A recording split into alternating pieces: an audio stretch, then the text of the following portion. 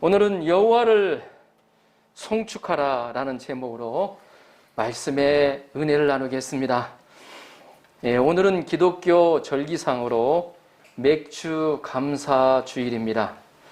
이 맥주절은 유월절, 장막절과 함께 이스라엘의 3대 명절 중에 하나의 절기입니다. 하나님은 3대 절기를 통해서 이스라엘이 출애굽하고 또 십계명을 받고 광야에서 만나와 물을 주신 것을 기억하고 감사하도록 하였습니다. 맥주절은 이스라엘이 추수를 시작하는 시기로서 추수를 시작하는 것을 기념하여 감사하는 절기입니다. 오늘 말씀은 다윗이 지은 시로 주님을 찬양하는 시입니다. 오늘 말씀을 통해서 하나님을 온 마음으로 찬양하며 감사하는 여러분들이 되시기를 축복하며 기도합니다. 아멘. 자, 1절을 보십시오. 1절. 오늘 말씀은 다윗의 찬양시입니다. 그냥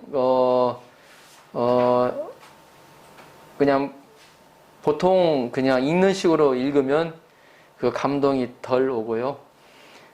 묵상하면 묵상할수록 다윗이 지은 시인데 다윗이 얼마나 하나님께 감사와 찬양으로 나아가고 있는가, 감사에 얼마나 감동하고 있는지 오늘 말씀을 통해서 아주 잘 나타내주고 있습니다. 자, 1절을 보십시오. 우리 시를 읽는 것처럼 같이 한번 읽어보도록 하겠습니다. 시작.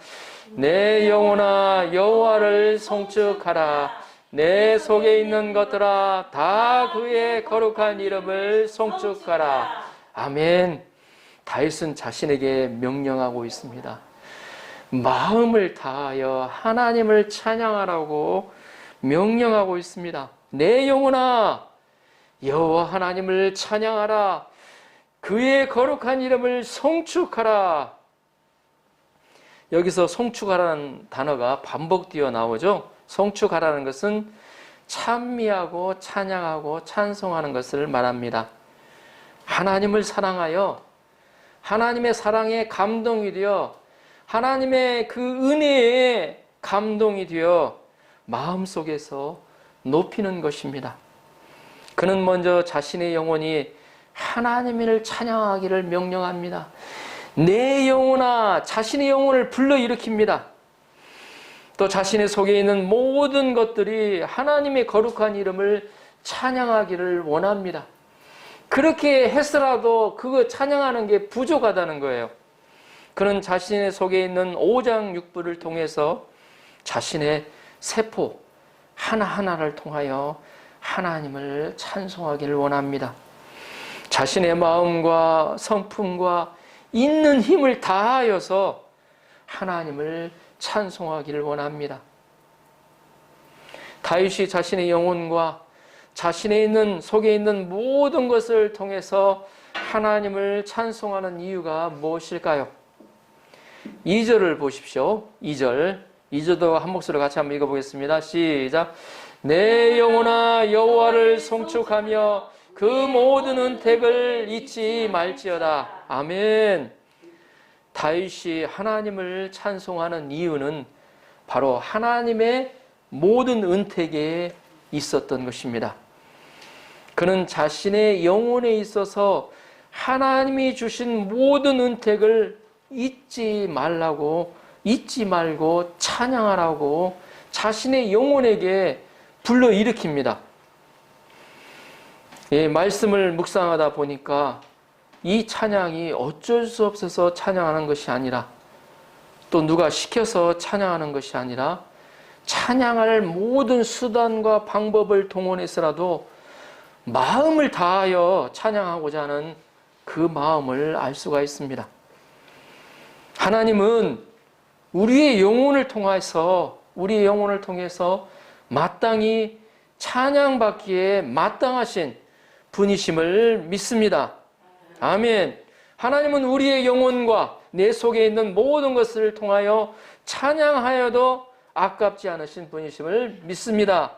아멘. 예, 다윗은 어떤 사람이었을까요? 어떤 사람이었습니까? 여러분들이 잘 알고 아시는 분들은 잘 아실 겁니다. 다윗은 이새의 막내 아들로서 양을 치는 목동이었습니다. 이스라엘에 있어서 목동은 그리 좋은 직업이 아니었습니다. 우리나라로 말하면 농사꾼에 불과한 사람, 농사꾼, 그저 평범한 농사꾼이었습니다. 그러나 하나님은 이런 다윗을 이스라엘 왕으로, 이스라엘의 대통령으로 삼아 주신 것입니다.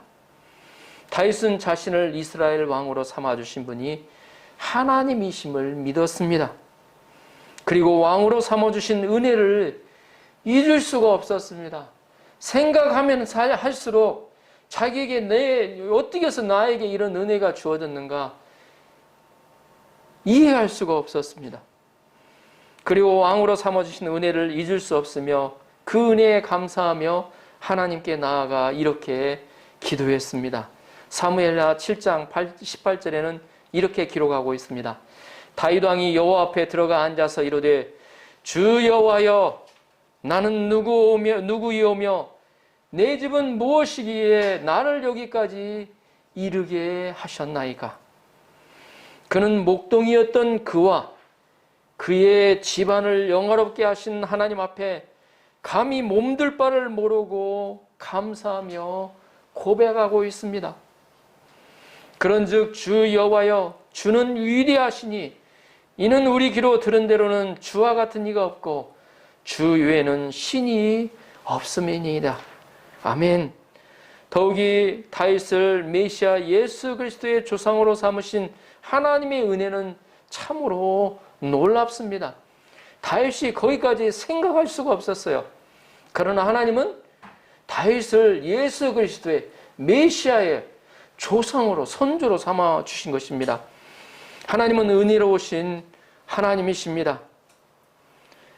사람들은 원하는 바위에 새기고 은혜는 물에 생기는 은사가 있습니다. 여러분 어떠십니까? 마음에 어때요? 원하는 바위에 새깁니다.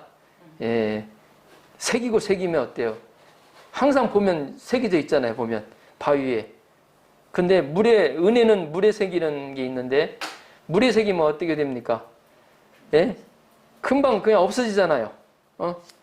자신에게 서운하게 한 것은 오래, 그것도 아주 오래 기억하면서 자신에게 은혜를 베푼 것은 까맣게 있는 은사가 있습니다. 그러나 우리는 반대로 원하는 용서하여 잊어버리고 물에 흘려버리고 은혜는 마음판에 새겨서 오래오래 기억하는 은사를 달라고 기도해야 할 줄 압니다. 은혜를 잊지 않고 기억하는 신앙인이 되도록 기도해야 합니다. 은혜는 자꾸 생각하고 기억해야 합니다. 그런데 우리는 너무나도 잘 잊어버리죠. 저도 나이가 들다 보니까 잘 잊어버립니다. 그래서 어떤 목사님은 매주 오늘 본문 말씀을 묵상하고 암송한다고 하였습니다. 이 암송하면 머릿속에 오래 남죠. 한번 읽고 그냥 가면 휙 해갖고 그냥 지나가 버리는데 머릿속에 넣고 묵상하면서 암송을 하잖아요. 그러면 하루 갈 사람이 한 일주일간 가는 것 같아요. 계속 반복해서 하나님을 묵상하면서 내 마음에 감사를 하고 하나님이 주신 은혜를 잊어버릴 때 우리가 어떻게 됩니까? 우리 신앙생활도 감동이 없고 무덤덤해져 갑니다. 하나님이 출애굽을 이스라엘 백성에게 시킨 다음에 가나안 땅에 젖과 꿀이 흐르는 가나안 땅으로 들어가게 하신다고 약속해 주셨잖아요. 근데 하나님이 걱정하는 게 한 가지 있었어요. 너희가 거기서 젖과 꿀이 흐르는 땅에 가면 잘 먹고 잘 살게 되면 나 하나님을 잊어버릴까? 그래서 내가 너희들과 어때요? 너희들을 떠날까 걱정한다고 하나님 그렇게 말씀하셨어요. 이건 무슨 얘기예요, 보면? 사람들이 가난하고 또 힘들 때 주님을 찾다가 예수님을 만나고 나서 나중에 잘 되잖아요. 그러면 하나님이 점점점 없어져 갈 그 인생에 있어서 그래서 자기가 하고 싶은 대로 하고 살아요. 결국에는 하나님을 잊어버리게 되고요. 하나님을 잊어버리는 인생이 가장 불행한 인생이에요, 보면. 그래서 은혜를 새롭게 기억해내서 다시 마음에 새겨야 한다는 것입니다. 은혜를 기억하는 사람이 감사할 수도 있고 찬양할 수가 있습니다. 그러나 다윗과 같이 많은 축복을 받은 것 같지 않은 사람도 인생의 마지막에 하나님께 감사를 하고 있는 모습은 깊은 감동을 줍니다. 그는 바로 찰리 스미스라는 사람입니다. 그는 1981년 130세의 나이로 플로리다주 바토우에서 세상을 떠난 흑인 가운데 최장수자였습니다. 자, 1981년도에 130세로 이 세상을 떠나셨으니까 그 사람의 생년월일까지는 아니고 태어나신 연도가 어느 정도 되겠습니까? 130세였으니까 1981년도에 떠났어요. 1851년생이었죠. 1851년생. 그가 보낸 130년 세월은 뭔가 말로 표현할 수 없는 고통의 연속이었다고 합니다. 그는 노예로 태어나 갓난아이 때부터 고통과 학대 속에서 살았습니다. 그리고 미국의 남부와 서부를 헤매며 매를 맞고 모욕을 당하며 셀 수도 없이 굶주리기도 하고 죽을 고비를 무려 20번 이상 넘겼다고 했습니다. 그런데 그렇게 살아왔던 130년간 모진 고생을 해온 스미스 씨는 임종하기 며칠 전 자신을 방문한 스티븐스 목사 앞에서 이렇게 기도했다고 합니다. 하나님 아버지, 저를 흑인으로 태어나게 하셨음을 감사드립니다. 고통스러운 노동도 그동안에 받은 모욕과 학대도 감사합니다. 하나님, 당신이 130년간 언제나 제 옆에 계셔 주셨음에 감사합니다. 힘들고 고통스러운 인생을 살았음에도 하나님이 함께해 주셨다는 것만으로 그는 감사하고 있습니다. 서양 속담에 제일 가르치기 어려운 수학 문제가 뭘까요? 가장 힘든 수학 문제가 어떤가요? 우리 산이짱? 산이짱은 어떤 문제가 가장 어렵습니까? 수학 문제?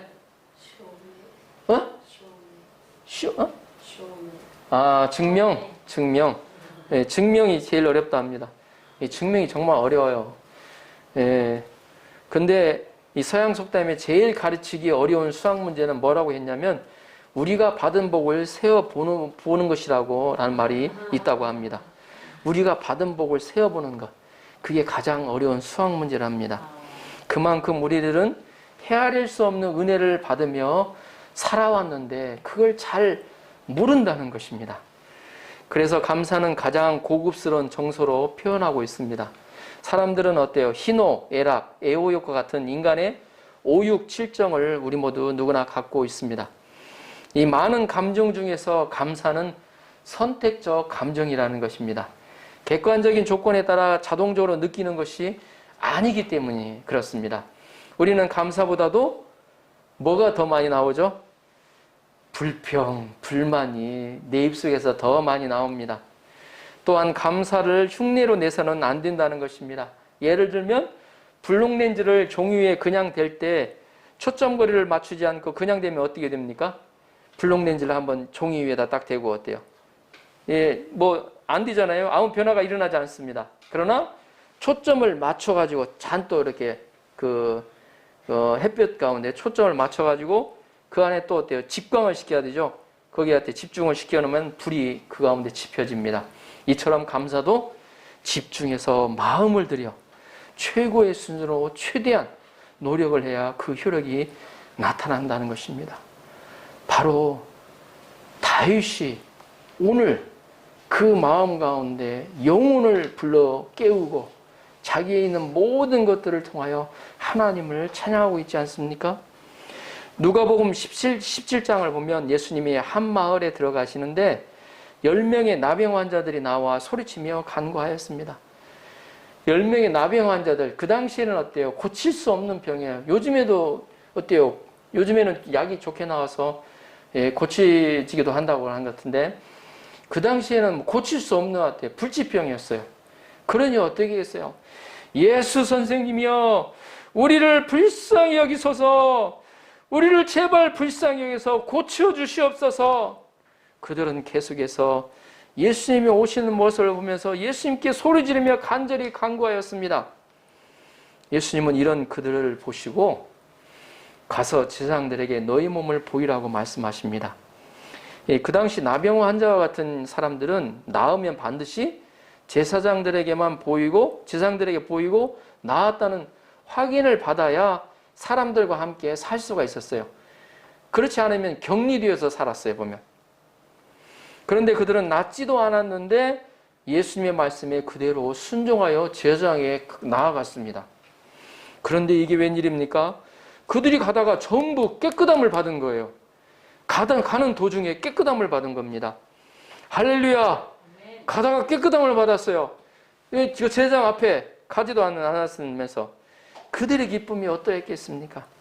나음받은 모습을 서로 보며 기뻐서 뛰며 춤을 추었을 것입니다. 이제는 가족과 함께 살 수 있어 하며 대부분의 사람들이 자기 집으로 향하여 가버렸습니다. 그런데 그 중에 한 사람은 자기가 나은 것을 보고 기뻐하면서 먼저 큰 소리로 하나님께 영광을 돌렸습니다. 할렐루야! 하나님 감사합니다. 아멘. 그리고 예수님께 돌아와 발 아래에 엎드려 감사하였습니다. 예수님은 이런 그의 모습을 보면서 10사람이 다 깨끗함을 받지 아니하였느냐, 그 9은 어디 있느냐라고 하시며 안타까워하셨습니다. 그리고 그에게 구원을 선포하셨습니다. 내 믿음이 너를 구원하였느니라. 아멘. 아멘. 감사하는 것도 믿음으로 하는 줄 믿습니다. 나병 환자를 치료했을 때 감사한 사람은 단 한 명, 사마리아 나병 환자뿐이었습니다. 이것이 인간의 바로 악한 본성입니다. 우리는 한 명의 문둥병자처럼 은택을 기억하고 감사해야 합니다. 그러면 우리가 받은 은택이, 그 모든 은택이 무엇입니까? 자, 3절을 보십시오. 우리가 받은 은혜가 무엇입니까? 3절 같이 한번 읽어보겠습니다. 3절 시작. 저가 내 모든 죄악을 사하시며 내 모든 벽을 고치시며. 아멘. 아멘. 하나님은 나의 모든 죄악을 사하셨고 나의 모든 병을 고쳐 주셨습니다. 아멘입니까? 아멘. 우리 고바이상 아멘입니까? 네. 다윗이 가장 먼저 감사하는 것은 바로 죄사함입니다. 하나님은 우리의 모든 죄악을 용서하여 주셨습니다. 예배보서에 보면 죄와 허물로 죽었던 우리를 살리셨도다라고 기록하고 있습니다. 우리의 죄는 하나님을 하나님으로 인정하지 않고 믿지 않는 것입니다. 더욱이 하나님을 영어롭게도 하지 않고 내가 주인이 되어 사는 교만입니다. 우리는 하나님을 믿지 아니하므로 머리털보다 더 많은 셀 수 없는 죄를 지었습니다. 하나님이 주신 것으로 만족하지 못하는 탐심의 죄를 지었습니다. 이런 죄의 싹슨 결과는 바로 사망입니다. 우리는 죄로 인하여 이 세상에서는 환난과 고통을 당하고 또 죽은 후에는 어때요? 불과 유황으로 타는 못에 들어가게 되어 있습니다. 이게 죄를 지은 자의 결말입니다. 그것이 죄를 범한 인간의 최후이자 결말입니다. 그래서 구원이 필요한 것입니다. 그래서 구원받아야 된다라는 말을 하는 것이 바로 여기에 나오는 것입니다. 구원이 필요합니다. 그러나 하나님은 이런 인간을 위해서 어때요? 예수 그리스도를 이 땅에 아낌없이 보내주셨습니다. 그리고 예수님의 십자가에서 대신 죽으심을 통해서 죄와 허물로 죽었던 우리를 살려주셨습니다. 다다음 주 우리 고바이상하고 패션 오브 크라이스트를 영화를 보기로 했습니다. 그 십자가의 죽으심이 그저 예수 그리스도의 다만 어때요? 혼자의 죽음이 아니에요. 그 죽음의 고통이 바로 내가 내 죄로 인하여서 그렇게 어때요? 십자가에 달려서 죽은 어때요? 고통을 당한 그걸 대신 예수님이 받으신 거예요. 우리는 그걸 보면서 예전에 한번 우리가 오가와상 한번 간증을 한번 드렸었죠. 오가와상은라는 분은 그 예수님에 대해서 전혀 모르시는 분이세요. 근데 어째서 패션 오브 크라이스트 그 어때요? 그 뭐라 그러죠? 그 영화 시사회 때 초청받아가지고 누구한테 그 꼰을 받았어. 시사회 초청을 받아가지고 가서 봤는데 그분 앞에 아무도 예수 그리스도 누가 뭔지도 모르고 뭐 하여튼 모르는 분이 신앙에 대해서 모르는 분이 예수님 십자가에 죽으시는 그 모습을 보면서 고통하면서 죽으시는 모습을 보면서 바로 나를 위해서 죽으시는 고통이구나라는 깨닫게 되었다는 겁니다. 이 놀라운 거죠. 아무것도 성경도 모르시는 분. 우리 고바이상보다 더 성경을 몰라요, 보면. 예? 모르는 분이 그를 보고 하나님의 은혜죠. 하나님 눈을 열어주신 거예요. 깨우쳐 주신 거예요. 성경은 분명히 선포하고 있습니다. 그가 찔림은 우리의 허물을 인함이요 그가 상함은 우리의 죄악을 인함이라. 우리는 예수님을 통하여 죄사함을 받았습니다. 아멘. 다윗은 구체적으로 간음과 또 살인과 거짓말하는 죄악에서 용서를 받았습니다. 하나님은 이런 죄를 용서해 주실 뿐만 아니라 우리에게 성령님을 허락해 주십니다. 성령님을 통하여 새 생명을 주시고 하나님 나라에 들어가게 하셨습니다. 우리 마음속에 영원한 기쁨과 평안과 자유를 맛보고 하나님 나라를 맛보게 되었습니다. 죽은 후에는 새하늘과 새 땅에 들어가게 되었습니다. 우리는 이런 하나님을 마음껏 찬양할 수밖에 없습니다. 하나님은 우리의 죄를 사하시고 그리고 우리의 모든 병을 고치셨습니다. 우리는 태어나면서부터 병에 시달립니다. 작년부터 또 신종 코로나 바이러스가 등장하여서 우리의 마음과 정신과 영혼이 병들게 하고 있습니다. 요즘에는 또 어때요? 또 그에 어때요? 변이종이 나타나 델타 바이러스. 또 델타 바이러스에 또 변이종이 델타 바이러스 변이종이 확산되고 있습니다. 그것뿐만이 아닙니다. 각종 질병들이 존재하죠. 암과 심장병, 뇌졸중, 우리들 가깝게 항상 존재하고 있습니다. 이 암하고 심장병, 뇌졸중이 한국인의 3대 질병이라고 합니다. 또 암 중에는 가장 위암, 간암이 또 가장 많이 있습니다. 요즘 젊은이들 가운데 가장 큰 병은 우울증과 조현병과 공황장애라고 합니다. 이 젊은 사람들이 우울증에 빠지고 공황장애로서 괴로워합니다. 영혼은 두려움과 불안과 허무에 시달립니다. 그러나 하나님은 이런 모든 병을 치료해 주셨습니다. 아멘. 우리 몸에 면역 체계를 주셔서 백혈구, 간, 쓸개를 통해서 병원균을 막아주십니다. 하나님께서 현대의학의 발전을 통해서 많은 병을 치료해 주시고 계십니다. 우리 마음에 예수님이 살아계시면, 우리 마음에 예수님이 살아있다면 예수님이 친히 치료의 역사를 이루십니다. 저가 채찍에 맞음으로 너희는 나음을 얻었도다. 아멘. 우리 안에 계신 예수님은 우리의 마음을 기쁘게 하고 평화롭게 하심으로 우리를 건강하게 하십니다. 우리 하나님은 치료하시는 하나님이 되십니다. 하나님은 말씀으로 우리를 치료하십니다. 말씀이 임하고 믿음이 생기면 병이 치유되어지는 역사가 일어납니다. 기적의 역사가 일어납니다. 우리가 지금까지 살아있다는 것은 하나님이 모든 병을 치료해 주셨다는 것을 기억해야 합니다. 우리는 이 모든 병을 치료해 주신 하나님을 찬양합니다. 우리가 이렇게 건강하게 살아있게 하신 하나님을 찬양합니다. 4절을 보십시오. 4절 같이 한번 읽어볼까요? 4절 시작. 내 생명을 파멸해서 구속하시고 인자와 긍휼로 칸을 씌우시며. 아멘. 하나님은 우리의 생명을 파멸해서 구원하십니다. 다윗은 많은 전쟁을 치렀습니다. 한번 전쟁 치른 거 한번 보세요. 어디서 화살이 날라오고 창이 날라오고 그걸 어떻게 합니까? 보면 그거 살아난 사람은 참 운도 좋다 그렇게 말할 수 있는데 그는 칼과 화살과 창의 위험에 시달렸습니다. 블레셋과 싸웠고 사울이 자신을 죽이고자 하는 위험에 시달렸고 아들 압살롬에게 고통을 당하였습니다. 하나님은 이런 가운데서 다윗을 구원하여 주셨습니다.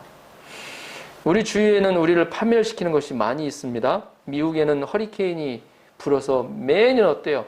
많은 피해를 주잖아요. 보면 또 9.11 테러를 통해서 많은 사람이 죽었습니다. 이라크와 아프가니스탄은 전쟁으로 많은 사람이 죽었습니다. 일본에서도 동일본 대지진으로 인해 많은 사람이 희생당하였습니다.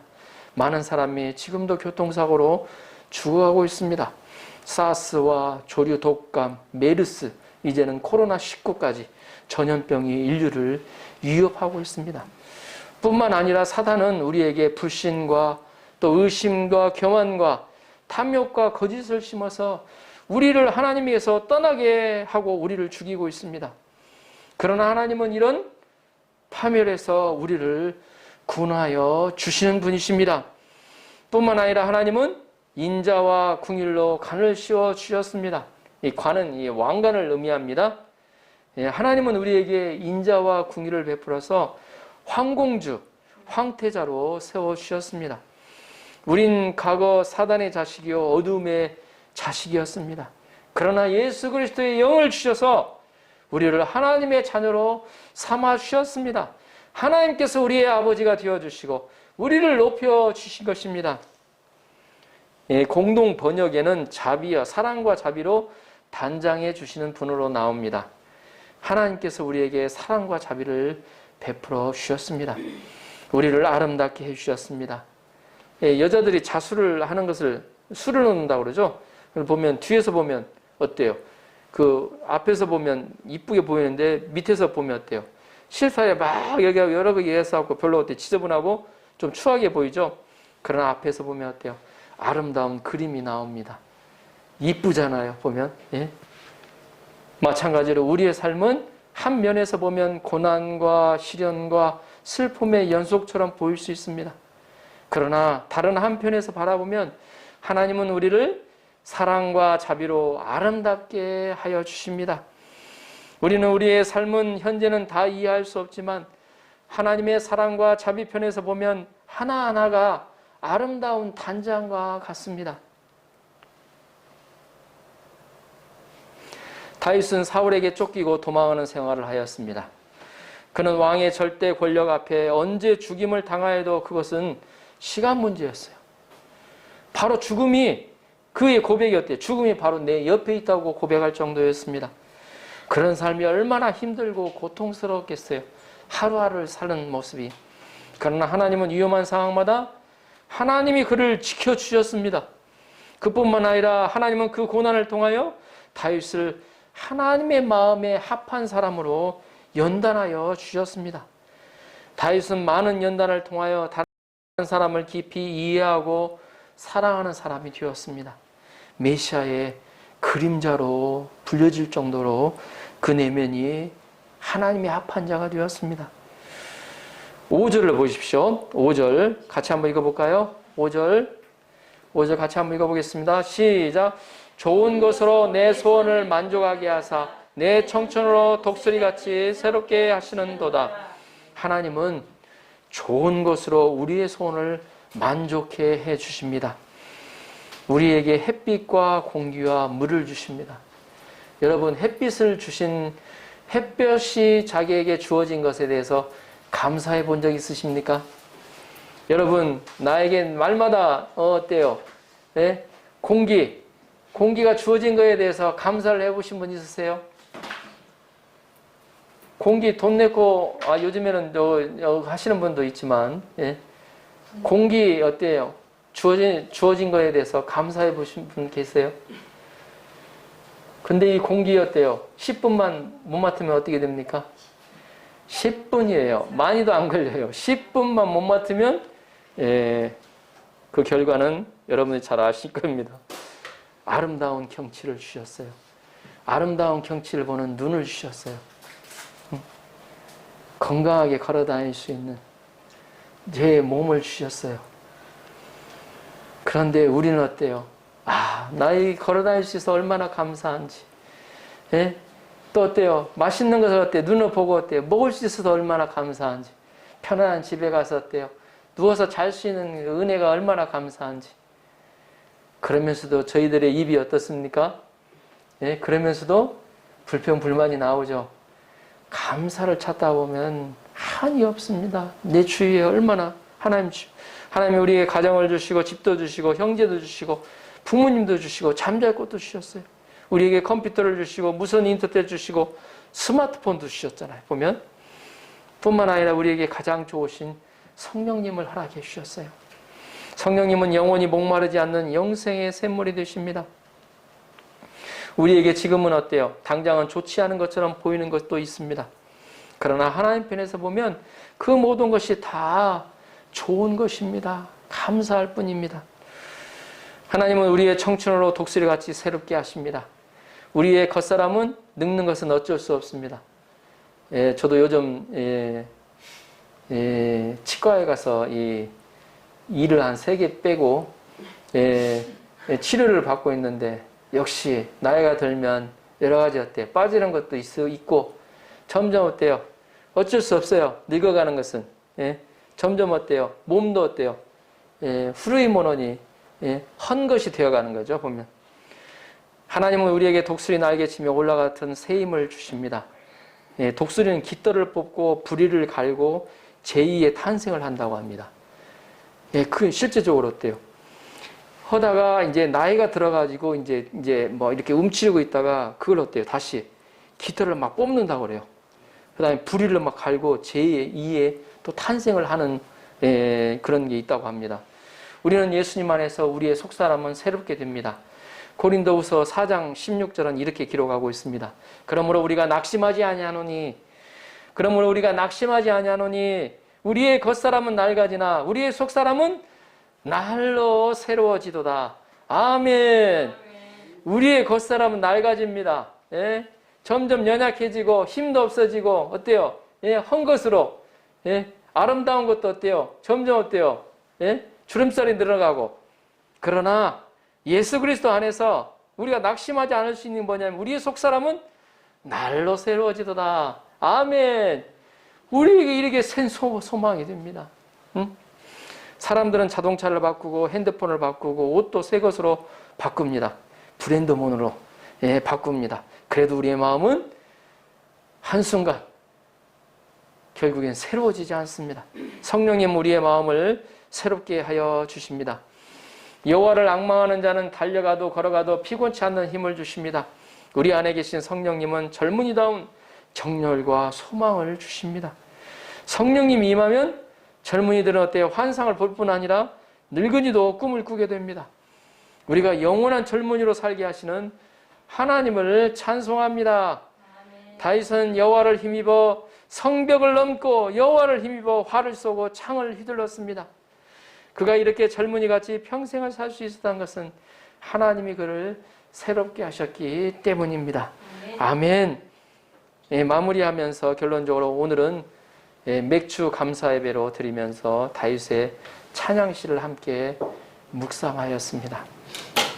다윗은 영혼과 자기 속에 있는 모든 것을 향하여 마음을 다하여 여호와를 찬양하라고 명령합니다.